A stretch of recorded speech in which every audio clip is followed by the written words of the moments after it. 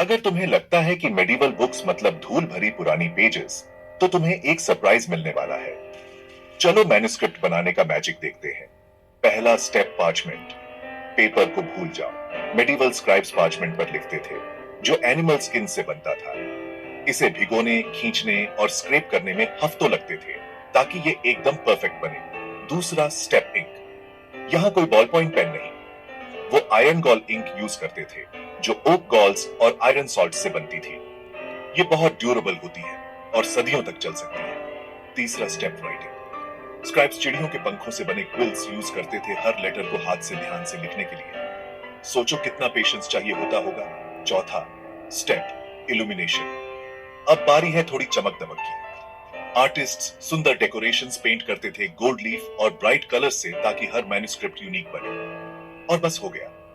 Animal skin से लेकर सुनहरे पेजेस तक मेडिवल मैन्युस्क्रिप्ट बनाना सच में एक आर्ट फॉर्म है। वीडियो में हम पढ़ने वाले हैं द 4 स्टेजेस ऑफ मनुस्क्रिप्ट के बारे में। मनुस्क्रिप्ट लिखता कौन था, मनुस्क्रिप्ट किस लिए लिखा जाता था, मनुस्क्रिप्ट किसके लिए लिखा जाता था, मनुस्क्रिप्ट को लिखना क्यों जरूरी था। इन सारे सवाल का जवाब आपको इस वीडियो में मिलने वाला है। तो चलिए वीडियो को चालू करते हैं और शुरू करते हैं the 4 stages in the making of manuscript in medieval history. सबसे पहले इस टॉपिक का मतलब क्या है। इस टॉपिक का साफ मतलब है कि आपका मिडिवल हिस्ट्री में मनुस्क्रिप्ट को बनाने में कितना प्रोसेस लगता था, ये कितना स्टेजेस से गुजरता था। तो साफ बात यहाँ पे आपका टॉपिक कहता है कि मनुस्क्रिप्ट को लिखने या बनाने के लिए हमें 4 स्टेजेस से गुजरना पड़ता था। सबसे पहले मैं ये बता दूं कि 4 स्टेजेस को पढ़ने से पहले 2 टर्म को और 2 चीज़ को जानना जरूरी है। पहला चीज़ है मनुस्क्रिप्ट और सेकेंड चीज़ है स्क्राइब्स। मनुस्क्रिप्ट्स को जानना बहुत ज़रूरी है और स्क्राइब्स को जानना बहुत ज़रूरी है, क्योंकि ये 2 चीज़ को आप जानिएगा तभी आगे बढ़ पाइएगा। क्योंकि आप 4 स्टेजेज ऑफ मनुस्क्रिप्ट तो समझ जाइएगा कि कौन-कौन से प्रोसेस है, कौन-कौन से स्टेजेज है मनुस्क्रिप्ट का चारों।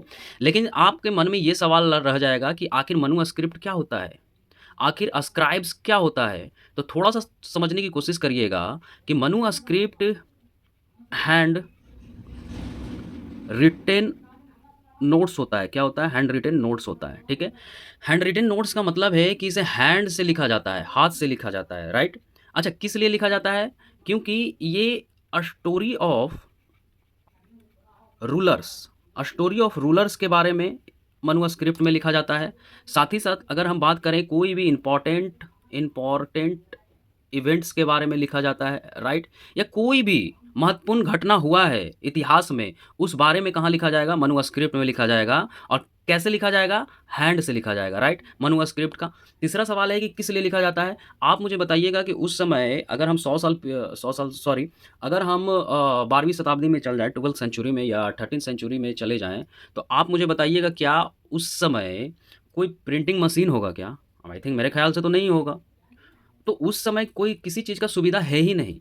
तो आप किसी भी इतिहास को या हिस्ट्री को कैसे प्रिज़र्व करिएगा कि आने वाला जनरेशन्स उस रूलर्स के बारे में जान पाए, उस टेम्पल्स के बारे में जान पाए, उस मोनेस्ट्रीज़ के बारे में जान पाए। तो होता क्या था कि आपके इतिहास को प्रिज़र्व करने के लिए कि आगे का जनरेशन भी जाने या कोई पढ़े तो समझे, तो कहाँ पे लिखा जाता था? मनुस्क्रिप्ट में उसे लिखा जाता था इसलिए। और कैसे लिखा जाता था? हाथ के द्वारा लिखा जाता था। अभी हम आएँगे कि आखिर स्क्राइब्स क्या है, थोड़ा-सा वो समझने का आप कोशिश करिएगा कि आखिर स्क्राइब्स क्या होते हैं। देखिएगा, स्क्राइब्स क्या होते हैं? स्क्राइब्स होते हैं, अब मुझे ये बता देना कि मनुस्क्रिप्ट्स को तो हम समझ लिए कि ये हैंड रिटेन नोट्स होते हैं। हैंड से क्या करते हैं? लिखे जाते हैं, राइट? किस लिए लिखे जाते हैं? वो भी समझ चुके हैं। क्यों लिखे जाते हैं? वो भी समझ लिए। अब ये मनुस्क्रिप्ट में मान लो किसी रूलर्स के बारे में लिखा गया हो या किसी टेम्पल्स के बारे में लिखा गया हो, राइट? या स्टोरी ऑफ रूलर्स के बारे में लिखा गया हो या किसी इम्पोर्टेंट इवेंट्स के बारे में लिखा गया हो, तो हमेशा के लिए ये प्रिज़र्व नहीं रहता होगा, राइट? क्योंकि उस समय सुविधा नहीं है उतना। तो होता क्या था कि अगर किसी मनुस्क्रिप्ट को सेम टू सेम कॉपी करना पड़ता था, या तो कौन करता था? उसे स्क्राइब्स करते थे। मतलब सिंपल भाषा में स्क्राइब्स का क्या काम था कि ये हैंड रिटेन नोट्स जो मनुस्क्रिप्ट है, उसे क्या करना है? कॉपीड करना है। क्या करना है? कॉपीड करना है, राइट? तो दोनों का मतलब समझ में आया। पहला मनुस्क्रिप्ट क्या है एंड सेकंड अस्क्राइब्स क्या है। अस्क्राइब सिंपल भाषा में ये कॉपी करने का काम करते थे। और एक चीज़ और मैं बता दूं, ये अस्क्राइब्स हमेशा रूलर्स या किंग्स के साथ ही रहते थे, राइट।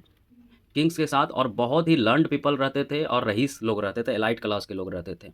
तो समझ में आया कि अस्क्राइब्स किससे बोल रहे हैं, मनुस्क्रिप्ट किससे बोल रहे हैं। अब थोड़ा सा इसे देखिएगा। अब 4 स्टेज पे चलने की कोशिश करते हैं। एक मिनट, 4 स्टेज पे, तो 4 स्टेज आखिर है क्या, थोड़ा सा ये समझिएगा, ठीक है। यहाँ पर क्लियर लिखा हुआ है, क्या लिखा हुआ है, एक मिनट, इसे समझिएगा थोड़ा। यहाँ पर क्लियर है कि in the medieval history the creation of manuscript was meticulous. अब इस मेटिकुलस प्रोसेस का मतलब समझिएगा। मेटिकुलस प्रोसेस का मतलब होता है कि आप हर एक वर्ड को क्या करिएगा ना, अगर आप लिख रहे हैं मनुस्क्रिप्ट, तो हर एक वर्ड को आपको क्या करना होगा, चेक करना होगा बहुत बारीकी से, केयरफुली होकर, राइट। उसके ग्रामर्स में कोई दिक्कत ना आ जाए, ग्रामर गलत ना हो जाए हमसे, कोई वर्ड गलत ना लिखा जाए। आ रहा है बात समझ में, कि मतलब आपको बहुत ढंग से, बहुत केयरफुली लिखना होगा, ग्रामेटिकली चेक करना होगा, वर्ड्स कोई गलत ना हो जाए उसको चेक चेक करना होगा, मतलब स्पेलिंग्स चेक करना होगा। तो मेटिकुलस प्रोसेस का मतलब वही होता है कि आपको केयरफुली हर चीज़ का ध्यान देना होगा, एक एक वर्ड्स का, एक एक मीनिंग का, एक एक स्पेलिंग्स का, राइट। मेटिकुलस का मतलब समझ में आया। अब थोड़ा सा और समझिएगा कि आखिर ऐसा क्यों हो रहा है। देखिएगा कि अगर कोई भी वर्ड्स या ग्रामर या स्पेलिंग्स, राइट, अगर आप मनुस्क्रिप्ट को कॉपीड करने वक्त या लिखने वक्त आप क्या कर रहे हैं, गलत कर दे रहे हैं, एरर आप निकाल दे रहे हैं उसमें, तो पूरा का पूरा मनुस्क्रिप्ट बर्बाद हो जाएगा। आ रहा है बात समझ में। और मनुस्क्रिप्ट को हो सकता है कि फिर से लिखना पड़ जाए या कॉपीड करना पड़ जाए। आ रहा है बात समझ में कि मेटिकुलस प्रोसेस का मतलब क्या होता है, हर चीज़ बारीकी से ढंग से कोई भी चीज़ चलने वाला है, राइट। ये क्लियर है, आगे बढ़िए। दिस डॉक्यूमेंट आउटलाइन द 4 की स्टेजेस। मनुस्क्रिप्ट को कितना स्टेज जाता है, 4 स्टेज में। इन the making of A manuscript, manuscript को लिखने में या बनाने में हमें 4 स्टेज लगते हैं। तो पूछा जा सकता है कि मनुस्क्रिप्ट को कितने स्टेजेस लगते हैं, तो 4 स्टेजेस लगते हैं मेकिंग करने में। Providing the insight into the craftsmanship and dedications of the scribes. अभी स्क्राइब्स का मतलब समझ में आ रहा है। मैंने बता दिया कि स्क्राइब आप समझिए कि मनुस्क्रिप्ट को कॉपीड करने का काम कर रहे हैं। तो स्क्राइब्स वही होंगे जो बहुत ज़्यादा डेडिकेटेड होंगे, लर्नड स्क्राइब्स काम करेंगे इस पर। Understanding this stage not only the highlight the importance of manuscript in the preserving knowledge. आप सिर्फ मनुस्क्रिप्ट में नॉलेज को सिर्फ प्रिजर्व नहीं कर रहे हैं, नॉलेज को तो आप प्रिजर्व कर ही रहे हैं, राइट। देखिएगा, नॉलेज को तो आप प्रिजर्व कर ही रहे हैं मनुस्क्रिप्ट में, कि आगने वाला जनरेशन या आगे का जो भी होगा वो पढ़ेगा और समझेगा कि रूलर्स कैसे कोई भी चीज़ कर रहा था या काम कर रहा था। लेकिन आप जो आपके स्क्राइब्स जो हैं वो कॉपीड कर रहे हैं या लिख रहे हैं कोई भी चीज़ को, मनुस्क्रिप्ट्स को, या आर्टिस्ट लोग हैं, आप उनको भी समझिए कि उनमें कितना कला होगा। मतलब डेकोरेटिव चीज़ आपको मनुस्क्रिप्ट में डेकोरेशंस कर रहे हैं, अलग अलग तरीके का फूल पत्ती का कल्चर को आपका दिखा रहे हैं, आपके उन कल्चर्स के आइडेंटिटी को दिखा रहे हैं, दर्शा रहे हैं। तो हर चीज़ को इंक्लूड करना बहुत ज़रूरी है। तो इस लाइन का मतलब यही था। थोड़ा सा आगे बढ़िएगा। देखिए, crafting of the medieval manuscript. पहला, आप किसी चीज़ को गैदर कर रहे हैं, मटेरियल्स को आप गैदर करिएगा तभी तो लिख पाइएगा ना। थोड़ा सा यहाँ देखिएगा कि अगर हम किसी भी चीज़ को, पहले हमें किसी भी चीज़ को लिखने के लिए किस चीज़ का ज़रूरत पड़ेगा, यहाँ समझिएगा थोड़ा। अगर हम बात करें आज की डेट में, अगर मुझे कोई भी चीज़ लिखना है तो किस चीज़ का ज़रूरत पड़ेगा, आप ही बताइए। पहला पेपर, राइट। दूसरा इंक एंड पेन। ये 3 चीज़ के बिना तो हम नहीं लिख सकते ना। अगर पेन सिर्फ मेरे पास है, उसमें इंक ही नहीं है, तो क्या लिख सकते हैं क्या? या इंक नहीं है और सिर्फ पेन है, पेन में तो इंक नहीं है, तो भी नहीं लिख सकते। मतलब ये तीनों का होना बहुत ज़रूरी है। तो उस समय भी मटेरियल्स को गैदर करना बहुत ज़रूरी था किसी भी चीज़ को लिखने के लिए, या हो पेपर की बात हो, या इंक की बात हो, या पेन की बात हो। बस उस इस टाइम में, अगर हम इस टाइम की मॉडर्न की बात करें, 2025 की या 21वीं शताब्दी की बात करें, तो इस समय मुझे अलग अलग तरीके के पेन देखने को मिलते थे, राइट। उस समय जो वर्ड्स का पंख होता था ना, उससे लिखा जाता था। किससे? वर्ड का पंख होता था, उससे लिखा जाता था, राइट। पहला चीज़ समझ में आया। अगर इंक की हम बात करें तो इंक कैसे बनता था, देखिएगा क्या करते थे, जो वुड होते थे, जो लकड़ी होते थे, या फॉरेस्ट होते थे, जो जलता था तो उससे क्या निकलता था, ऐश निकलते थे, राइट। तो वो ऐश कैसे रहते थे, ब्लैक रहते थे। कैसे रहते थे? ब्लैक रहते थे। तो उससे मॉडिफ़ाई कर कर क्या किया जाता था? इंक बनाया जाता था, ब्लैक इंक, राइट? तो उससे लिखा जाता था। 2 चीज़ समझ में आया कि पेन पेन वर्ड का पक्षी का जो फ़ीदर्स होते हैं उससे। इंक समझ में आया कि फ़ॉरेस्ट को जलाकर बर्न कर कर एशेज़ बनता था, ब्लैक इंक में तब्दील होता था। अगर हम पेपर की बात करें तो पेपर कैसे मुझे मिलता था?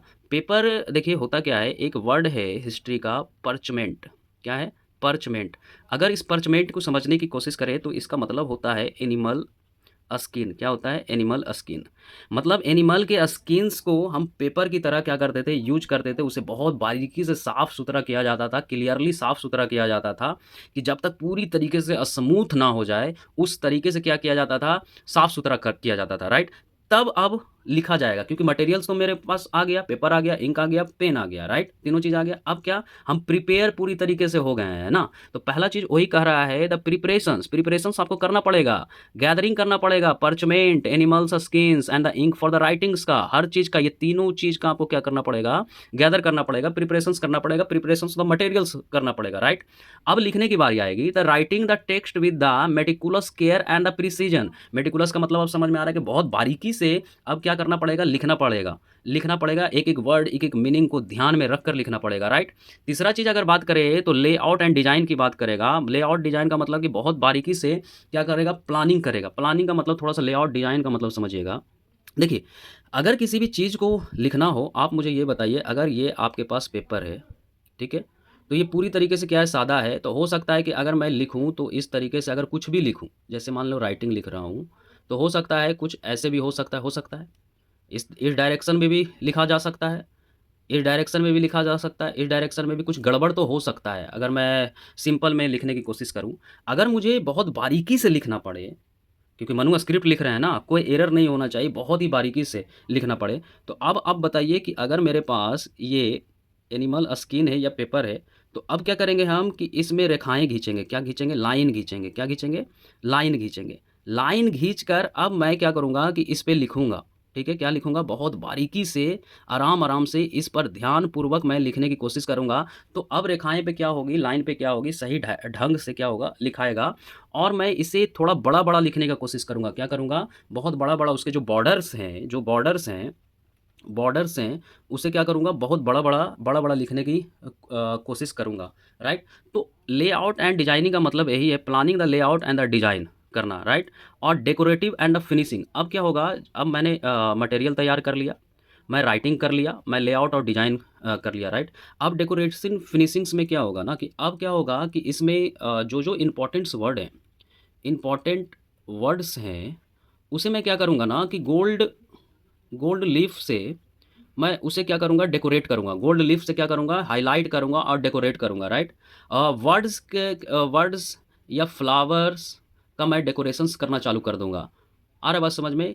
इन सारे बॉर्डर पर क्या करूँगा? ये डेकोरेट करूँगा, इस तरीके से। या तो वो फ्लावर्स का डेकोरेशंस हो, पत्तियाँ का डेकोरेशंस हो। दूसरी चीज़, जो भी इम्पोर्टेंस मेरा वर्ड होगा, उसे गोल्ड लीफ से डेकोरेट करूँगा। पिघलाऊँगा, गोल्ड को पिघलाऊँगा और इसे क्या करूँगा? यहाँ पे डेकोरेशंस करूँगा। तो ये चारों प्रोसेस आपको समझ में आया है कि कैसे क्या चल रहा है। पहला प्रिपरेशंस, दूसरा writing the text, layout and the designs and decorative and the finishings. आ रहा है बात समझ में? आगे बढ़िए। देखिए वही बोला है the preparations of the material. The first stage in the making of manuscripts involve the preparations of materials. आया बात समझ में? Pen, paper, ink. क्लियर है? Scribes would begin by the selecting the appropriate writing surface. Writing surface जैसा मैंने समझाया कि अगर हम एनिमल स्किन की बात करें, तो एनिमल स्किन को क्या किया जाता था? बहुत स्मूथ कर दिया जाता था कि ताकि जो राइटिंग हो हमारा, वो बहुत स्मूथली काम करे और बहुत ढंग से, प्रिसाइज़ली ढंग से हम लिख पाएँ, राइट? आ रहा है बात समझ में? Which would be the parchment made from the animal's skin or paper made from the rags, the quality of the material was crucial। अब देखो, जो पेपर है और एनिमल स्किन है जिसको परचमेंट कहा गया है, उसकी क्वालिटीज़ को का भी ध्यान रखा जाता था, राइट? उसे बहुत स्मूथ किया जाता था कि ताकि मेरा राइटिंग लिखने में हमें सही ढंग से सुविधा हो। As it needed to the durable enough the withstand the test of time. Additionally, scribes would prepare their writing tools such as quills made from the word feathers। आ गया ना कि आज हम बहुत सारे मटेरियल से हमारा क्या बनता है? पेन्स बनते हैं, पेन बनता है, राइट? लेकिन उस समय किससे बढ़ रहा था? वर्ड्स के फीदर्स से हम लिख रहे थे। आ रहा है बात समझ में? Ink made from the natural substance like soot और प्लांट एक्सट्रैक्टेड। सूट्स का मतलब होता है ब्लैक एश। क्या होता है? Black ash. जैसा मैंने बताया कि वंट, फॉरेस्ट को या वुड को क्या किया जाता था? वंट किया जाता था, उससे क्या ब्लैक एश निकलते थे, उससे इंक क्या किया जाता था? बनाया जाता था। तो preparation of the materials clear है? आगे बढ़े, आगे बढ़ते हैं। तो देखिए, preparing of Manu script, make एक इधर सिलेक्ट द राइटिंग सरफेस, समझ में आ गया। अगर prepare quills, crafting the writing tools from the word feathers, आ गया समझ में। Creating inks from the natural substance, आ गया समझ में। सूट से वुड को जलाकर किया जाता था, इतना तक आ गया समझ में। अब देखिए इधर देखिए, अगर हम लेआउट एंड डिजाइन की बात करें तो लेआउट और डिजाइन भी मैंने समझा दिया, यहाँ से पढ़िए। One once the material were ready, जब मटेरियल हमारे पास तीनों चीज़ रेडी हो गया लिखने के लिए, the next stage was the layout and the design of the Manu script. अब मनु स्क्रिप्ट का लेआउट और डिजाइनिंग होगा। The scribe should carefully plan the arrangement of the text and illustrations of the pages. अब क्या करेंगे कि अरेंजमेंट, केयरफुली अरेंजमेंट करना चालू कर देंगे। The involved ruling lines to ensure neatness and consistency. अब देखो ना कि आप ही मुझे बताओ, मैंने जैसा ये बताया आपको कि इसमें क्या करेंगे, रेखाएं देना चालू कर देंगे, तो नीटनेस आएगा कि नहीं लिखने में? राइटिंग को लिखने में आएगा ना, बारीकी से राइटिंग लिखाएगा ना, कंसिस्टेंसी बनेगी ना राइटिंग में। Decorative elements such as initial letters and borders, border क्या करेंगे, बॉर्डर्स राइटिंग क्या करेंगे, ब्रॉडर्स कर देंगे। And often the sketch at this stage to the enhance the visual appeal of manuscript, the layout was not only the functional but also the artist expression of the scribes skill. अब layout और design करना, इससे क्या समझ में आता है कि आर्टिस्टिक एक्सप्रेशन से मतलब कला कितना ज़बरदस्त उस वक्त था। आप ये समझ सकते हैं कि कैसे डेकोरेट किसी भी चीज़ को किया जा रहा है। तो आया बात समझ में कि लेआउट एंड डिजाइंस। यहाँ देख लीजिए थोड़ा सा, क्या कर रहे हैं, प्रिपेयर मटेरियल्स कर लिए, प्लान लेआउट कर लिए, रूल लाइंस कर लिए, neatness and consistency drawing lines बना लिए जैसा बनाए थे हम, ठीक है। Additional decorative elements like the initials letter and borders, हम क्या किए, लेटर्स को क्या किए, अब बड़ा बड़ा लिखना क्या करेंगे, चालू कर देंगे, राइट, बिग लेटर्स लिखना चालू कर देंगे। अब मनुस्क्रिप्ट लेयर डाउन्स वही चीज़ है। अब राइटिंग एंड टेक्स्ट में देखिए, राइटिंग एंड टेक्स्ट अब क्या करेगा, जो राइटिंग एंड टेक्स्ट है ये कॉपीड कौन करेगा, कॉपीड करेगा। अगर हम, मैंने एक चीज़ बताया थी, कॉपीड करने का काम कौन करेगा, अस्क्राइब्स करेगा। कौन करेगा, अस्क्राइब्स करेगा, ठीक है। तो ये अब फोकस करेंगे किस चीज़ पर, फोकस करेंगे बारीकी से अपने राइटिंग और टेक्स्ट को क्या करने में, लिखने में फोकस करेंगे, ठीक है। The third stage is the actually writing of the text, the ascribes would meticulous copy. अब ये ध्यान पूर्वक क्या करेंगे, कॉपी करना क्या करेंगे, चालू करेंगे। मेटिकुलस का मतलब समझ में आ गया, ठीक है। ऑफन फ्रॉम ए मास्टर मैनू script ensuring the accuracy and the clarity. अब मैंने वही बोला ना कि बहुत ज़्यादा क्या करेंगे, एक्यूरेसी रखेंगे। बिना एक्यूरेसी का और क्लैरिटी का ये आगे बढ़ेंगे ही नहीं। एक एक वर्ड, एक एक मीनिंग पर, एक एक वर्ड, एक एक मीनिंग, एक एक स्पेलिंग्स पर ये काम करेंगे। अगर थोड़ा सा भी बिगड़ा तो पूरा मनु स्क्रिप्ट खराब हो जाएगा, राइट, और फिर से लिखना पड़ जाएगा। This process required to immense concentration and the precision, बहुत ज़्यादा कंसंट्रेशन की जरूरत पड़ रही है और पड़ेगी। Any mistake could lead to the significant of the error in the final product. जैसा मैं बोला कि अगर एक भी एरर आ जाए, इन्हें मिल जाएगा। अगर लिख दिए ये कोई भी चीज़ गलत, तो फाइनल प्रोडक्ट पे क्या होगा, असर पड़ जाएगा। The scribe often to employ the various script such as Carolingian and the Gothic script depending on the period and the region. The writing process could take a week or month. अब ये writing process कब तक चलता था, हो सकता है एक वीक्स भी चलता हो और एक मंथ भी चलता हो, या हो सकता है और अगर कॉम्प्लेक्सिटी ज़्यादा हो, अगर जिसने मनु स्क्रिप्ट को मान लो लिखा हो, यहाँ समझिएगा, जिसने मान लीजिए मनु स्क्रिप्ट को लिखा हो और वो तो लिख कर चला गया। अब मान लीजिए अस्क्राइब उस मनु स्क्रिप्ट को क्या कर रहे हैं, कॉपी कर रहे हैं, कॉपीड करने का काम कर रहे हैं। तो ये तो इनको मान लीजिए कुछ कुछ समझ में नहीं आ रहा है, तो कॉम्प्लेक्सिटी हो रहा है ना, तो हो सकता है कि ये क्या करेंगे कि अपने मन से भी कुछ ना कुछ जोड़ सकते हैं, राइट। अगर उनको समझ में नहीं आ रहा हो तो उसमें हो सकता है देरी हो सकता है, या उनको समझ में नहीं आ रहा है, पढ़ नहीं पा रहे हैं, तो उसे समझने के लिए या पढ़ने के लिए उसमें भी देरी हो सकता है। तो टाइम लगता है किसी भी चीज़ के लिए। अब फाइनल देखिए, the medieval Manu script writing process वही चीज़ है, preparation of material, writing text and employing a script, layout, design, ensuring accuracy and the time investment. Time investment बिना किए हुए ये चीज़ होने वाला नहीं है। अब देखिए last decoration and the finishing touch. यहाँ देखिए the final stage the making of manuscript involves the decoration. जैसा मैंने बोला, फूल पत्ती का डेकोरेशन चालू, गोल्ड लीव्स का डेकोरेशन चालू। The finishing touch is after the text was completed scribe would the add illustrations, illuminations and the decorative initials to enhance the manuscript beauties. देखिए आ गया ना गोल्ड लीफ। गोल्ड लीफ क्या हो रहा है? गोल्ड लीफ का मैंने क्या बोला था, जो इम्पॉर्टेंट जो वर्ड्स होंगे उसे क्या किया जाएगा? गोल्ड लीफ से हाईलाइट किया जाएगा, right. And a vibrant colour were often to use to create the stunning visual effect. इसमें क्या दिया जाएगा? विजुअल इफेक्ट दिया जाएगा, अलग अलग तरीके के कलर मिलाकर। Once the decoration was complete the manuscript को बाउंड कर दिया जाएगा। कैसे? लेदर कवर से। कौन से कवर से? एक बार मैन्युस्क्रिप्ट अब क्या हो गया? डेकोरेट हो गया, फिनिशिंग टच मैन्युस्क्रिप्ट को मिल गया, तो अब क्या करेंगे? जो लेदर से है, लेदर कवर है, उससे क्या करेंगे? वाइंड करना चालू कर देंगे। क्या करेंगे? वाइंड करना चालू करें to protect the delicate pages, ताकि जो पेजेज है वो खराब ना हो। The finished manuscript was then ready to for use whether for the religious educational और लिटरेरी पर्पस। ये मैन्युस्क्रिप्ट किस लिए? रिलीजियस पर्पस के लिए भी हो सकता है, एजुकेशनल पर्पस के लिए भी हो सकता है, और लिटरेरी पर्पस के लिए भी हो सकता है, राइट।